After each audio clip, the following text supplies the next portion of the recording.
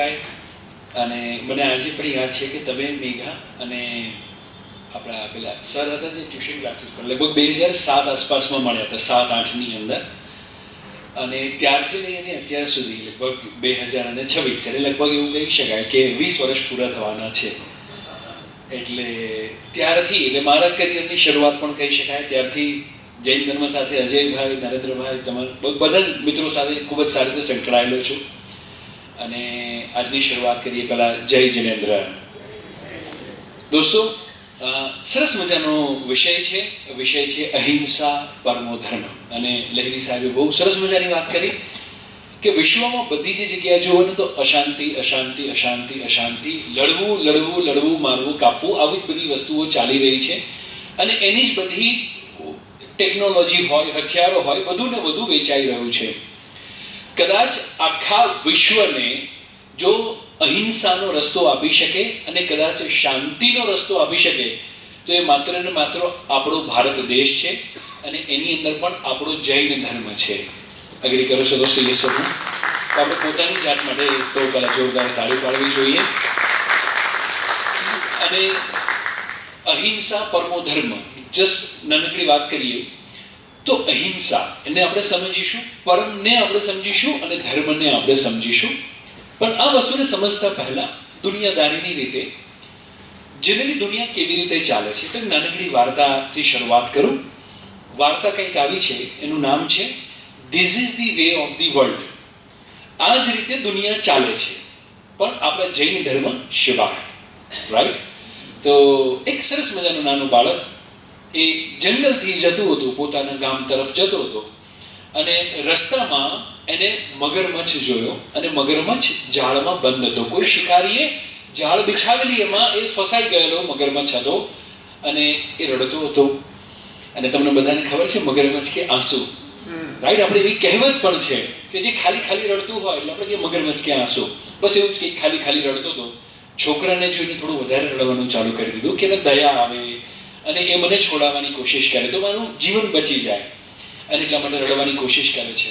થોડું રડે છે, છોકરાની નજર જાય છે. જેવી નજર જાય, છોકરો કહે કે તમે અહીંયા કેવી રીતે બંધાઈ ગયા? તો કે શિકારી આવ્યો તો અને મને બાંધી ગયો છે, થોડા ટાઈમમાં મને મારી નાખશે, પ્લીઝ તું મને બચાવ. આવું જ્યારે કહે છે ત્યારે છોકરાને એમ થાય છે કે યાર વાત તો સાચી છે, આનો આપણે જીવ શું કરવું જોઈએ? જીવ બચાવવો જોઈએ. પણ એવો પણ વિચાર આવ્યો કે ક્યારનો એમ કહે છે કે હું બહુ ભૂખ્યો છું, ઘણા ટાઈમે જો હું એને છોડી દઉં તો સાલું એ મારો શિકાર કરી દે તો એ પણ જીવ હત્યા જ થઈ ને, હા કે ના? હું એનો જીવ બચાવવા જઈ રહ્યો છું. એટલે આવી અસમંજસમાં માણસ મોટે ભાગે ફસાતો રહેતો હોય. એટલે એને એમ થાય છે કે ના, મારે ના બચાવવો જોઈએ, કે નહીં મુझे જાના હે, મારે જવું છે. અને ત્યારે મગર પાછું ફરીથી રડવાનું ચાલુ કરે કે નહીં, તને પુણ્ય મળશે, તને આમ થશે, તને તેમ થશે, ત્યારે મારો જીવ બચાવવો જ જોઈએ. બધી ઘણી બધી વસ્તુની વાત કરે છે. છોકરો બિચારો ભોળો ઝાડ ખોલે છે અને જેવી ખોલે એવું તરત ફટાક લઈને મગર શું કરે છે, પૂંછ મારી છોકરાને પાડે છે અને એનો પંજો પકડી લે છે, એનો પગ પકડી લે છે. અને હવે છોકરો રડવાનું ચાલુ કરે છે કે ભાઈ આવું કેવી રીતે હોઈ શકે? મેં તો તારી ઉપર શું રાખ્યું હતું? ભરોસો રાખેલો હતો, દયા રાખેલી હતી અને હું તને બચાવવા જઈ રહ્યો હતો ને તું જ મને મારી રહ્યો છે. ત્યારે મગરમચ્છ કહે છે કે this is the way of the world. આવી જ રીતે દુનિયા ચાલે છે. જો હું તને નહીં ખાઉં તો મને બીજો કંઈ ખોરાક મળે એવું કંઈ લાગતું નથી, તો હું મરી જઈશ. અને મારે મારી જાતને બચાવવા માટે પણ તારું ભોજન, મને બધાનો અવાજ જોઈશે મિત્રો, કરવું પડે તેમ છે. એટલે હવે છોકરો કે ના, હું તો આ માનતો નથી, અમને આવું કંઈ જ શીખવાડવામાં આવ્યું નથી અને અમે એવું માનીએ છીએ કે જે આપણે વચન આપેલું હોય એ આપણે પૂરું કરવું જોઈએ. ત્યારે મગરમચ્છ કહે છે કે ના, this is the way of the world. આવી જ રીતે દુનિયા ચાલે છે. થોડી વાર થાય છે, ત્યાં આગળથી કાઇન્ડ ઓફ એક બીજું પક્ષી નીકળે છે. અને પક્ષી નીકળે છે ત્યારે આ બાળક એ પક્ષીને રોકે છે અને પોતાની બધી પરિસ્થિતિ સમજાવે છે અને કહે છે કે જો આવું કર્યું મગરમચ્છે ખોટું કર્યું ને? તો કે ના, પક્ષી કહે છે this is the way of the world. તો કે કેવી રીતે? તો કે મેં માળો બનાવ્યો, મેં 3 ઈંડા મૂક્યા મારા બાળકોને સેવવા માટેનું, ઈંડા સેવવા માટેનું હું કામ કરી રહ્યું હતું, અને એટલી વારમાં બહુ મોટો સાપ આવ્યો અને મારા 3 બચ્ચાઓને ખાઈ ગયો. એનો જન્મ થાય એ પહેલાં છે. અને એને એમ કહ્યું કે મારું પેટ ભરવા તારા બાળકો જરૂરી હતા. So this is the way of the world. દુનિયા આવી જ રીતે ચાલે છે. છોકરાને હજી વિશ્વાસ નથી થતો, કંઈક આગળ જાય છે. બીજું કોઈ પ્રાણી પોતાની વ્યર્થા દર્શાવે છે ત્યારે એમ થાય this is the way of the world. થોડું આગળ બીજું એક સસલું આવે છે, સસલાની પાસે જાય છે. સસલું થોડું શાણ પણ હતું, એટલે જેવું એને કહે છે કે આવું આવું થયું, તો સસલું કે હું માનવા માટે તૈયાર જ નથી કે આટલો મોટો મહાકાય મગર આટલી નાની જાળમાં ફસાઈ જાય, આવું થાય જ નહીં. એટલે મગરનો થોડો ઈગો તો હર્ટ થયો કે ના હું થોડું ખોટું બોલું છું. બાળક પણ એક કહે છે તો કે ના હું માનતો નથી. તો કે તમે એકવાર ખાલી જઈને બતાવો. તો કે હું જઉં અને પછી તમે મને ખોલો નહીં તો? એટલે કે તમે તો આટલા મહાન છો, તમે તો આ ઝાડને તમે એની પૂંછડી આમ મારો ને એને ઝાડ તૂટી જાય, તમારે કોઈ ચિંતા કરવાની જરૂર નથી, તમારી પૂંછ બહાર રાખજો કે કંઈ પણ કરજો, પણ તમે એકવાર જઈને તો બતાવો. અને જેવું એ જાય છે, સસલું ફટાક લઈને એ જે ઝાડ હોય લઈને ફટાક બાંધી દે છે અને દીકરાને કહે છે તું ભાગ, ગામવાળાને બોલાવ કે આ મગરમચ્છને આવીને પતાવી દે. અને ત્યારે દીકરાને દુઃખ થાય છે કે મારા લીધે ગામવાળા મગરમચ્છને મારશે, પણ એને પણ એક જ વિચાર આવ્યો, this is the way of the world. દુનિયા આવી જ રીતે ચાલે છે. અને એટલા માટે દોડતો જાય છે. સસલું ત્યાં ઊભું છે કે ગામવાળા આવે ત્યાં સુધી હું ઊભો રહું. આ દીકરો દોડતો ગામે જાય છે. ત્યાં એનું પોતાનું પાળેલું કૂતરું હોય છે. એ એને જોઈને ખુશ થાય છે. ગામવાળાને કહે છે કે આવી રીતે મગરમચ્છ છે, ચલો આપણે એને મારવા જવાનો છે. ગામવાળા લાકડીને જે પણ બધો સામાન હોય બધો લઈને આવે છે. એ બધા જ દોડતા હોય છે. ત્યાં કૂતરું આ સસલાને જોવે છે. એનું પાળીતું કૂતરું આ સસલાને જોવે છે. એને એમ થાય કે મારું સવારનું બ્રેકફાસ્ટ રેડી છે. અને આ છોકરો દોડે એના કરતા કૂતરું તો ખૂબ જ ઝડપી દોડી જાય. અને એ એને સમજાવે એને રોકે, પહેલાં તો કૂતરું દોડી અને સસલાને ખાઈ જાય અને પહોંચે અને એમ થાય કે જેને મારો જીવ બચાવ્યો એને જ મારા કૂતરા એનો જીવ લઈ લીધો. પણ પછી એવું થયું, this is the way of the world. કે દોસ્તો આ જ રીતે દુનિયા ચાલે છે. અને માનો ન માનો, આપણી ઈચ્છા હોય કે ન હોય, મન, કર્મ અથવા તો વાચાથી ક્યાંક ને ક્યાંક આપણાથી જાણતા અજાણતા હિંસા અહિંસા થઈ જતી હોય છે. અગ્રી કરો છો દોસ્તો? યસ છો?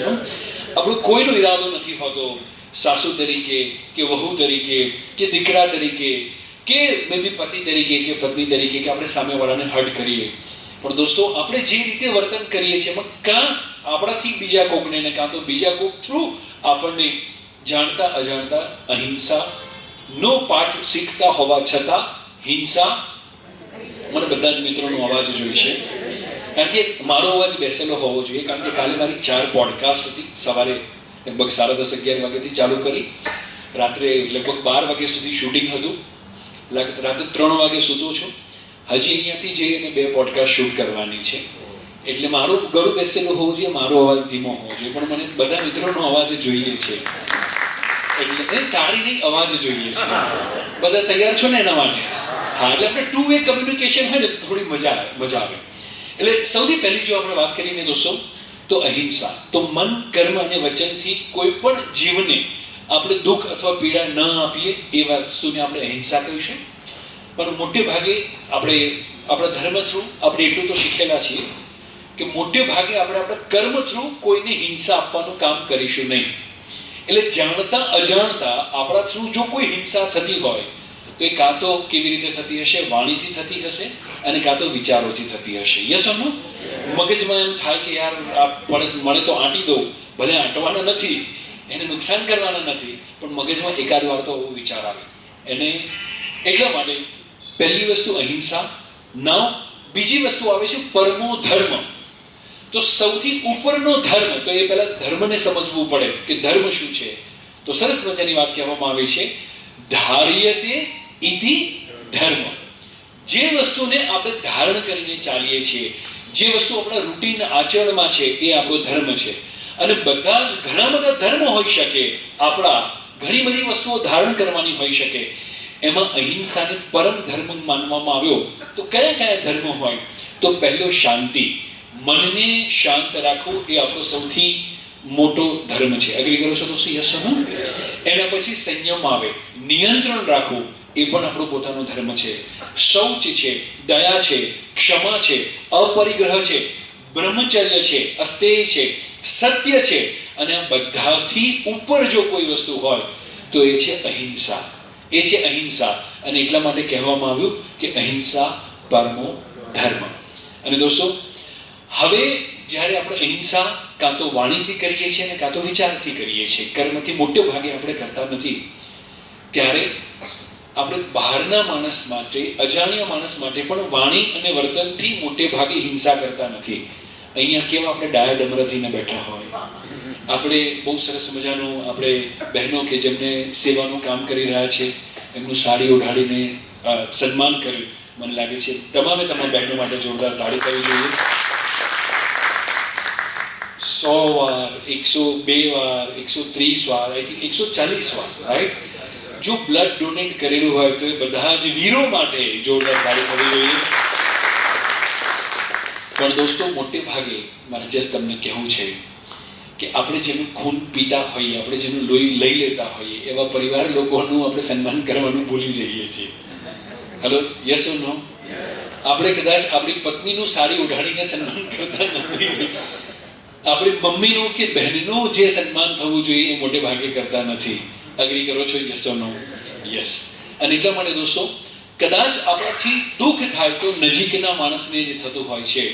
અને એવું એટલા માટે થતું હોય છે કારણ કે આપણે જે ધારીએ તે એ ધર્મ અહિંસાને સમૂહ ધારણ કરી શક્યા નથી. પાછી નાનકડી વાર્તા કહું એટલે થોડી મજા આવે કે એક ગરીબ માણસ આવી રીતે બપોરનો સમય મજૂરી કરે, રોડનું ખોદકામ કરતો હતો અને બહુ બપોરે તરસ લાગી એટલે બાજુમાં પેલો જ્વેલરીનો શોરૂમ, તો ત્યાં આગળ ગયો અને ત્યાં જઈને કીધું કે સાહેબ પાણી આપો ને. એટલે માલિક બેઠા હતા, કોઈ કામ મોડું હતું નહીં, એટલે કે અત્યારે માણસ કોઈ નથી, બધા જમવા ગયા છે, થોડી વાર રહીને આવજે. તો પેલો 2 મિનિટ માટે ઊભો રહ્યો, 5 મિનિટ ઊભો રહ્યો, પણ બહુ તરસ લાગી હતી. સવારથી લઈને મજૂરી કરેલી હતી, જમ્યો ને ખૂબ જ તરસ લાગી હતી. તો 5 મિનિટમાં પાછો આવ્યો કે સાહેબ પાણી આપો ને. સાહેબ કે અત્યારે કોઈ માણસ નથી, તને કીધું ને આવે એટલે આવજે. પાછી 5 મિનિટ આવ્યો કે સાહેબ પાણી આપો ને. ત્યારે સાહેબ થોડા ગુસ્સે થઈને કીધું કે તને કીધું ને કોઈ માણસ નથી. તો મજૂરે સરસ મજાની વાત કરી કે સાહેબ 2 મિનિટ માટે તમે જ માણસ બની જાઓ ને. આપણે સાહેબ બની જઈએ, શેઠ બની જઈએ, પણ એ શેઠમાંથી માણસ બનવાનું મોટે ભાગે ભૂલી જતા હોઈએ છીએ. અને આવું દોસ્તો મેં ઘણી બધી જગ્યાએ જોયેલું છે કે સેવાના કામ હોય, લાઈક રાકેશ બાપાના ત્યાં જ્યારે મારું લેક્ચર હતું તો ત્યાં આગળ બધા પેલું યુથને જમાડવાનું, બધી સેવાનું, સાફ સફાઈનું બધું કામ કરે. ત્યારે મેં રાકેશ બાપા હતા ત્યારે મેં હાજરીમાં પૂછેલું, અહીંયા તમે બધું કરો છો, આવું ઘરે પત્નીને મદદ કરો છો? રાઈટ? એટલે દોસ્તો, આપણે આ અહિંસાની શરૂઆત અથવા પ્રેમ ભાવની શરૂઆત, ધર્મની શરૂઆત જો કરવાની જરૂર છે ને, તો મારા મતે મને એમ છે કે પરિવારથી જ કરવાની જરૂર છે. અગ્રી કરો છો દોસ્તો? યસ ઓર નો? અને નંબર 2, પરિવારથી પણ આગળ જો હું તમને કહું ને તો એનાથી પણ મોટી શરૂઆત આપણા ખુદથી કરવાની જરૂર છે. કારણ કે નાનપણથી કદાચ સૌથી વધારે આપણે કોઈને માર્યા હોય, આઈ રિપીટ, સૌથી વધારે આપણે કોઈને માર્યા હોય, સૌથી વધારે કદાચ નેગેટિવ વિચાર કોઈના માટે કર્યો હોય તો એ કોના માટે છે? હેલો, મારાથી નહીં થાય, આમ નહીં, તેમ નહીં, મારું નસીબ સારું નથી, ખબર નહીં ભગવાન મારી સાથે જ આમ કેમ કરે છે, મને જ આવી સાસુમાં કેમ મળી. આવું મોટે ભાગે વિચાર આપણો કોની માટે થાય છે? આપણા માટે થાય છે. અને એટલા માટે દોસ્તો એક નાનકડું મેડિટેશન કરાવવા જઈ રહ્યો છું. અને એ મેડિટેશનમાં આપણે આપણી અંદરના બાળકને ઘણી બધી વાર નુકસાન કરેલું છે. અને એટલા માટે હું તમને કહું, ઘણા બધા લોકો હસી નથી શકતા. બાળક જેવો ચહેરો જેમ જેમ મોટા થઈએ ને તેમ પાછા બાળક થવા જોઈએ, પણ આપણે લોકો થવા દેતા નથી. તો આપણી અંદરનું જે પાછું બાળક હતું ને, એ જો આપણે પાછું આજે જીવતું કરી દઈએ ને તો એનાથી મોટી કોઈ જ અહિંસા નથી. એગ્રી કરો છો તો see yes or no? Right. તો એના માટે નાનકડું સરસ મજાનું મેડિટેશન કરીશું અને એના માટે બધા જ મિત્રો આપણે આંખ બંધ કરી દઈશું. 5-7 મિનિટ માટેનું સરસ મજાનું મેડિટેશન. અને કદાચ જો તમે ચશ્મા કાઢી નાખશો તો વધારે સારું રહેશે. બંને પગ જમીન પર અડાડીને એકદમ કમ્ફર્ટેબલી આપણે બેસી જઈશું. એકદમ આરામથી ફૂલ ટેકો આપીને પણ બેસી શકાશે.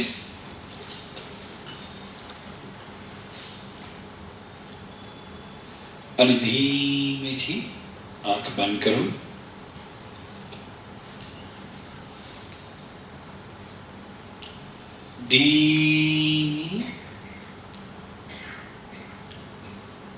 ધીમેથી શ્વાસ અંદર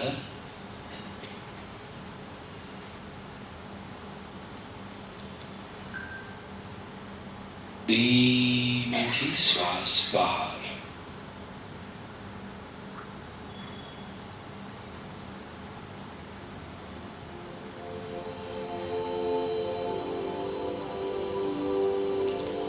ફરીથી ધીમો ગહેરો શ્વાસ અંદર અને ધીમેથી શ્વાસ બહાર. મહેસૂસ કરો કે આપના બંને પગ એકદમ ઢીલા થઈ ગયા છે. રિલેક્સ. બંને હાથને પણ એકદમ ઢીલા છોડી દો. એકદમ રિલેક્સ. ખભા, કમર, પેટ એકદમ રિલેક્સ. તમારી ગરદન અને ચહેરાના સ્નાયુને પણ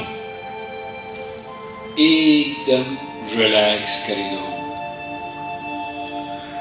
કદાચ ચહેરો એક તરફ ઢળી જાય તો કોઈ જ વાંધો નથી, પણ તમારું સમગ્ર શરીર એકદમ આરામમય પરિસ્થિતિમાં.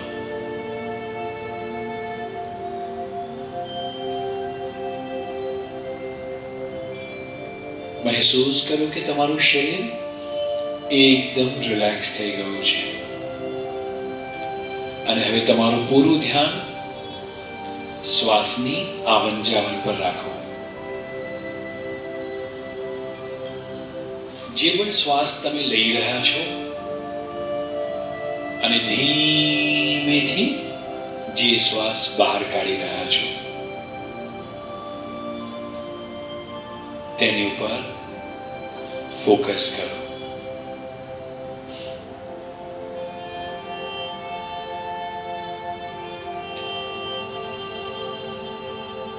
અને ધીમેથી શ્વાસની આવન જાવન સાથે એવો વિચાર કરો કે આ હોલનો જે દરવાજો છે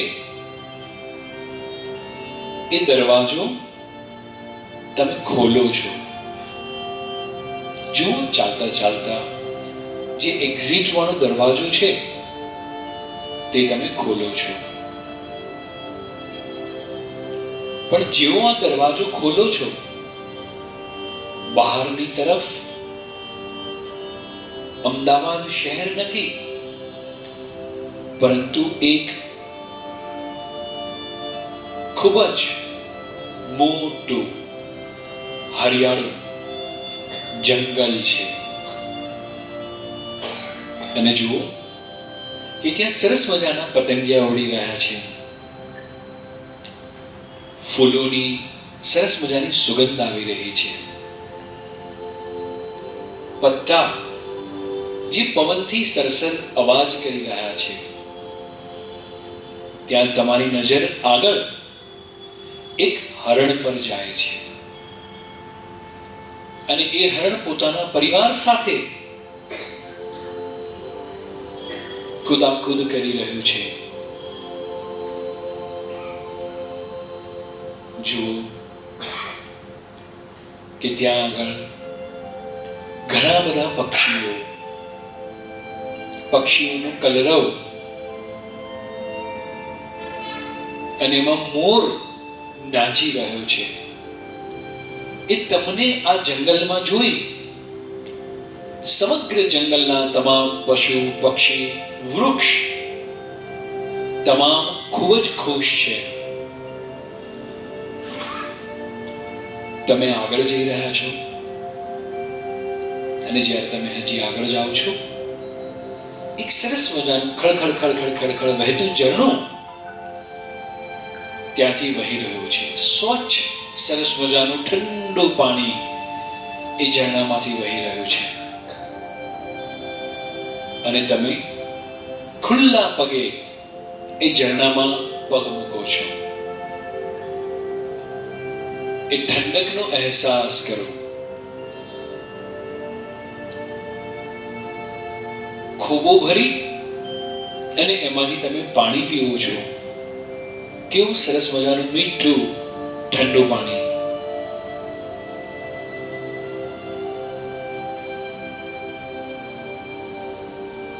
એ પાણીથી તમે મોઢું ધોવો છો, અને જાણે તમને તમારા બાળપણની કોઈ યાદ આવી ગયું હોય, આવી જ કંઈક નદીની, ગામની, કુવાની, કાં તો ડંકીના પાણીની, કે જ્યાં તમે નાનપણમાં તમારું મોઢું ધોયું હોય, અને જાણે તમારી અંદર ખૂબ જ ફ્રેશનેસ, ફરીથી તમારી અંદર જાણે બાળક આવી ગયું હોય, અને તમે ત્યાંથી આગળ વધવાનું ચાલુ કરો છો. ત્યાં તમે જુઓ કે ઘણા બધા એનિમલ્સ પોતાના બાળકો સાથે છે. ત્યાં તમે જુઓ છો વાંદરાનું નાનું બચ્ચું, સિંહનું નાનું બચ્ચું, કેટલું ક્યુટ છે. બધા જ પક્ષીઓના પણ નાના નાના બચ્ચાઓ તમે ત્યાં જોઈ રહ્યા છો. અને ખૂબ જ મોટા મેદાનમાં આ બધા જ પશુ પક્ષીઓના બચ્ચા તમને પણ જોઈ રહ્યા છે. ત્યાં નાનું ગાયનું વાછરડું, એના માથે તમે હાથ ફેરવો છો, વહાલ કરો છો, ત્યાંથી પાછા આગળ વધો છો. તો જો હાથીનું નાનું મદનિયું, નાનું હાથીનું બચ્ચું છે, એની સૂંઢ પર તમે હાથ ફેરવો છો, અને તમે હજી આગળ જાઓ છો, તો તમને આશ્ચર્ય થાય છે. કારણ કે આ જંગલની અંદર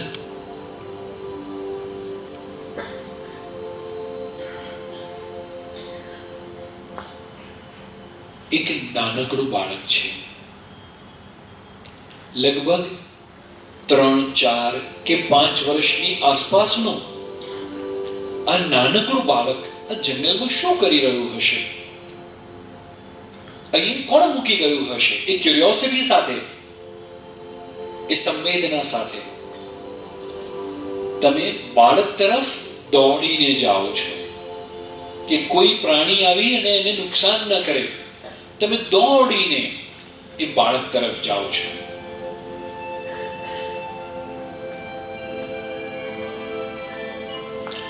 અને જેવું તમે એ બાળક તરફ જાઓ છો,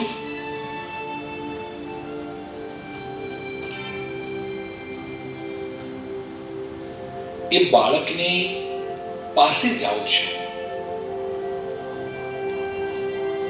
એની સામે જાઓ છો, અને એનો ચહેરો જુઓ છો, તો તમને આશ્ચર્ય થાય છે કે તમારું 3, 4 કે 5 વર્ષનું જે સ્વરૂપ હતું, તમારી અંદરનું જે બાળક હતું, એ જ બાળક ત્યાં આગળ બેઠું છે. યાદ કરો, તમારા બાળપણના કોઈ પણ ફોટાને યાદ કરો.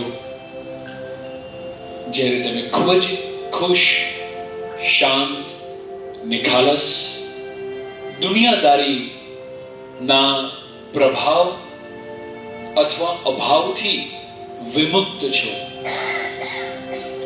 તદ્દન નાના બાળક જેવા છો, એ સમયને યાદ કરો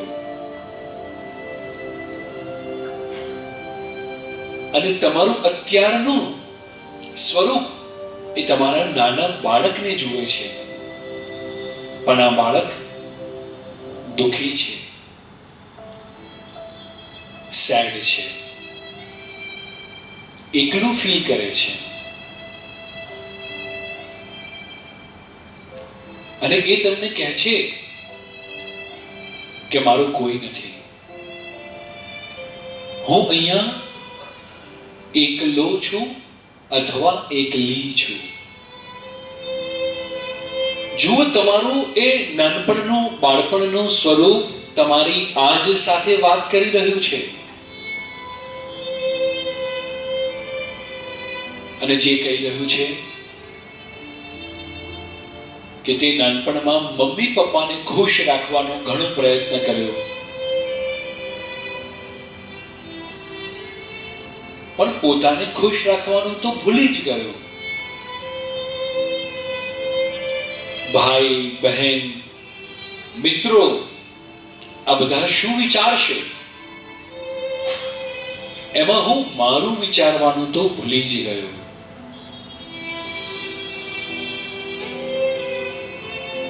દોસ્તો, એ નાનું બાળક તમને કહી રહ્યું છે કે સમગ્ર સૃષ્ટિમાં હું ખૂબ જ એકલો છું અથવા એકલી છું.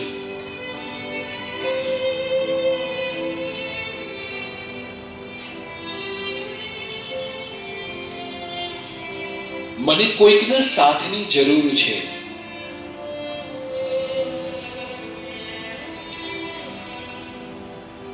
એ નાનપણના માસૂમ ચહેરાને યાદ કરો, એ માસૂમિયતને યાદ કરો અને જ્યાં એને પોતાની ખુશી માટે કદાચ ગીત ગાવું હતું, કદાચ ખડખડાટ હસવું હતું, પણ કદાચ ટીચર શું વિચારશે, દોસ્તો શું વિચારશે, દુનિયા શું વિચારશે, સાસુ સસરાને કેવું લાગશે, જીવન સાથીને કેવું લાગશે, આવા બધા વિચારોની અંદર કદાચ આપણે સૌથી વધારે જો હિંસા કરી છે તો પોતાના મનને મારવાની હિંસા કરી છે. અને એ બાળક તમારી સાથે કમ્પ્લેન કરી રહ્યું છે. એ કહે છે કે મને કોઈક સાથીની જરૂર છે કે જે મને ખુશ થવા પર ટોકે નહીં. મને કદાચ નાચવાની, ગાવાની, ખડખડાટ હસવાની ઈચ્છા થાય તો હું બિંદાસ કરી શકું એવા સાથીની જરૂર છે.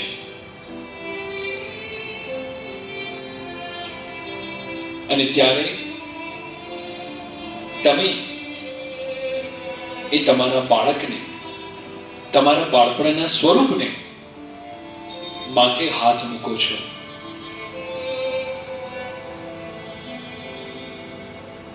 મહેસૂસ કરો કે જાણે તમે જ તમારા માથા ઉપર હાથ મૂકી રહ્યા છો. અને કદાચ ઈચ્છો તો તમે તમારા માથા ઉપર અથવા હાથ ઉપર, પોતાના શરીર પર ક્યાંય પણ હાથ મૂકી શકો અને પોતાની અંદરના નાના બાળકને મહેસૂસ કરી અને એને સાંત્વના આપી રહ્યા છો અને કહી રહ્યા છો, સોરી. અહિંસા, પરમો ધર્મ, એની શરૂઆત હું મારાથી જ કરી રહ્યો છું. આજથી હું હંમેશા તારી સાથે રહીશ.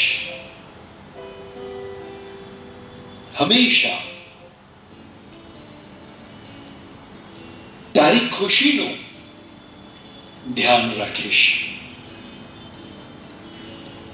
તને હસવું હોય, બોલવું હોય, નાચવું હોય, ગાવું હોય, પોતાની નિર્દોષ ખુશી માટે તને જે પણ કરવું હોય, હું તને નહીં રોકું, હું તને મુક્ત કરું છું.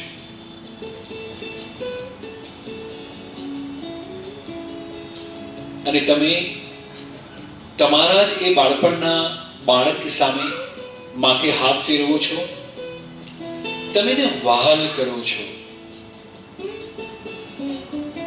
એને વહાલ કરો છો, એને સરસ મજાની ટાઈટ જાદુની ઝપ્પી આપો છો. અને તમે જુઓ કે આ બાળક કેટલું ખુશ થઈ ગયું છે અંદરથી. એને જે સાથીની જરૂર હતી એ સાથી આજે મળી ગયો છે.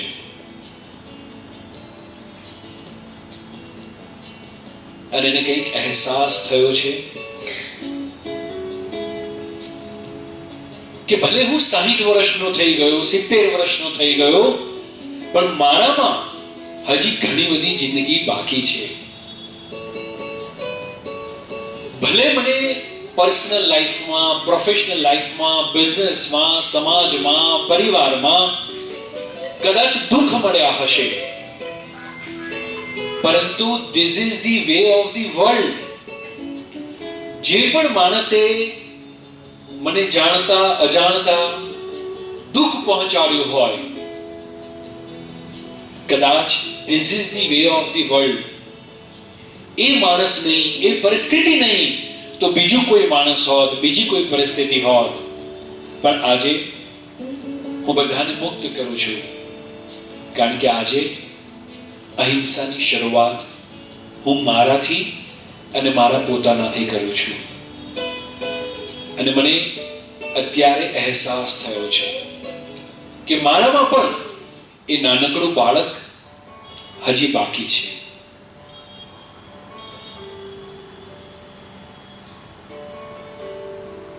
જો તમારી સાથેનું એ નાનું બાળક, એનો હાથ પકડી તમે જંગલમાં ચાલી રહ્યા છો,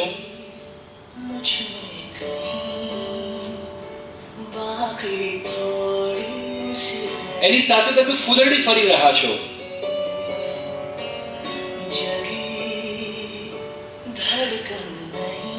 એને ગાવાનો શોખ છે, એની સાથે તમે ગાઈ રહ્યા છો,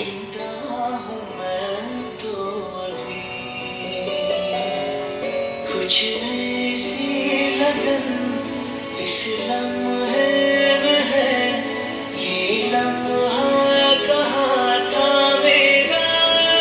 પોતાનાથી તમે ખૂબ જ ખુશ છો. सामने इसे छू लूं जरा, मर जाऊं या जी लूं जरा, खुशी का झूम. તમને નાનપણમાં જેટલી પણ ઈચ્છા હતી રમવાની, દોડવાની, કૂદવાની, ઝાડ પર ચડવાની, આ બધું જ તમે પોતાની જાત સાથે, પોતાના બાળપણના સ્વરૂપ સાથે કરી રહ્યા છો.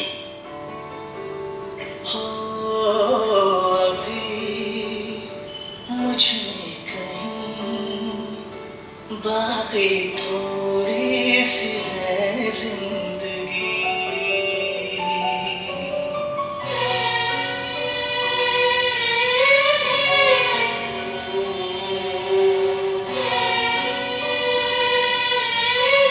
અને દોસ્તો, જુઓ તમે કેટલા ખુશ છો પોતાની જાત સાથે.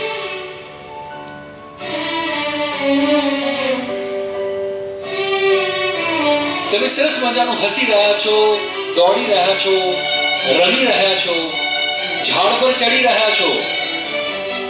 કોઈ જે શારીરિક લિમિટેશન તમને રોકી નથી રહી. પક્ષીને પકડવા દોડી રહ્યા છો. धूप में जलते हुए तन को छाया पेड़ की मिल गई, रूठे बच्चे की हंसी जैसे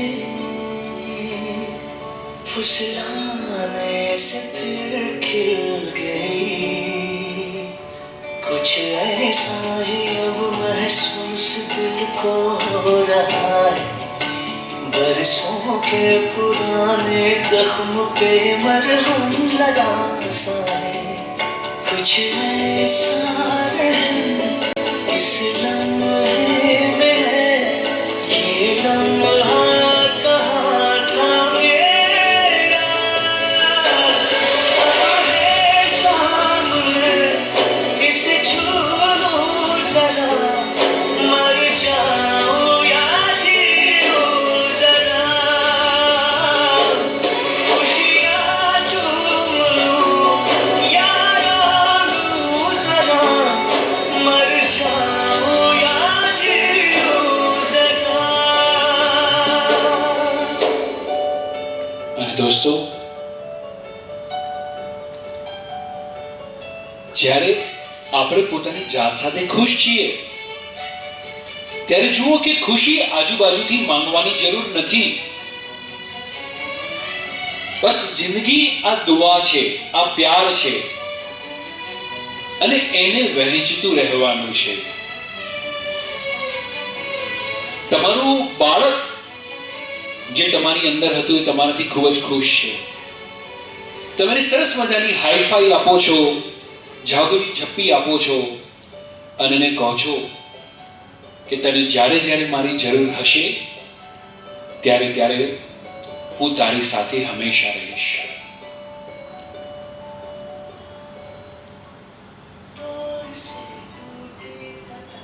હું તારી સાથે હંમેશા રહીશ.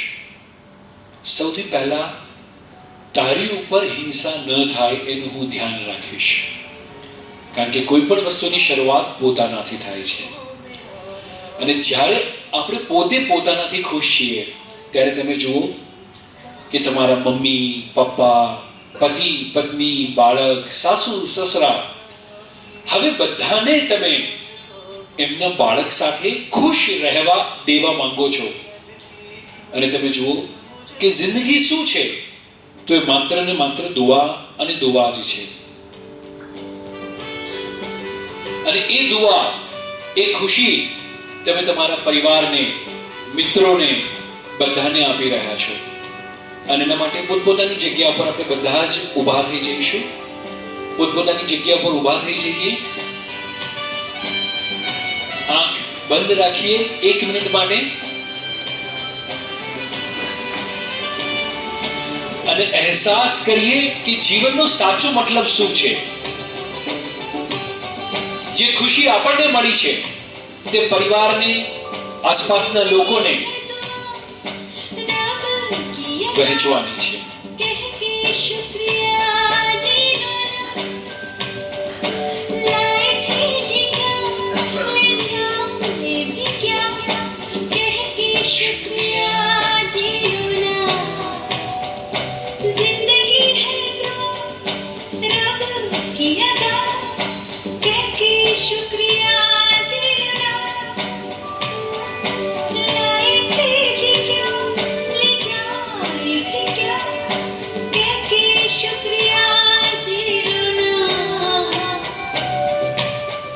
આજથી બધા જ કોઈના પણ માટેની કમ્પ્લેન આજથી બંધ. જે પણ જીવન ઈશ્વરે મને આપ્યું છે એના માટે થેન્ક યુ. દિલ પર હાથ રાખી ઉપરવાળાને, પોતાની અંદરના નાના બાળકને થેન્ક યુ કહીએ. અને દોસ્તો, હવે આંખ ખોલી આજુબાજુના બધા જ મિત્રોને મળીએ અને બધા એકબીજાને હાઈફાઈ આપતા રહીએ. અને બધા એકબીજાને હોલમાં હવે ચાલી શકાય એકબીજાને હાઈફાઈ આપતા. ધર્મ એની શરૂઆત ક્યાંથી કરીશું? આપણાથી અને પોતાના પરિવારથી. અને થેન્ક યુ વેરી મચ. અને હમણાં જ પ્રમોદભાઈ સાથે વાત થતી હતી કે આપણે થોડા સમયમાં સેન્ચુરી મારવાના છીએ, રાઈટ? તો એ સેન્ચુરી માટે પણ જોરદાર તારીખ થઈ જાય. અજયભાઈ, પ્રમોદભાઈ અને સમગ્ર ટીમ બધા જ એવું લાગે કે પરિવારમાં મળવા માટે આવેલો છે એવું સરસ મજાનું લાગે ઘણા વર્ષોથી. અને થેન્ક યુ વેરી મચ. મળીશું, મળતા રહીશું. Thank you very much.